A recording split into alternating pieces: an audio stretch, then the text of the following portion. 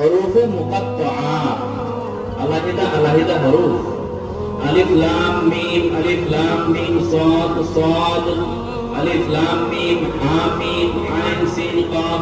বিভিন্ন সূরার আগে এই শব্দগুলোর নাম হইল হরফে মুকাত্তাআত। এর অর্থ আল্লাহ পাক রব্বুল আলামিনই শুধু জানেন। এর অর্থ কি? আল্লাহ পাক রব্বুল আলামিন দুনিয়ার কোন মানুষরে জানায় দিছে না। যালিকাল কিতাবু লা রাইবা ফীহি, এই সেই কিতাব যেই কিতাবের মধ্যে কোনো ভুল নাই, কোনো ডাউট নাই। লা রাইবা ফীহি, কোনো শক নাই।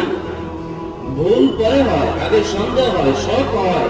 আল্লাহ পাক রব্বুল আলামিন এই কিতাব আরম্ভ করার আগেই ইরশাদ করেন, যালিকাল কিতাব, এই সেই কিতাব যে কিতাব লৌহে মাহফুজ থেকে আল্লাহ পাক রব্বুল আলামিন নাযিল করেছে।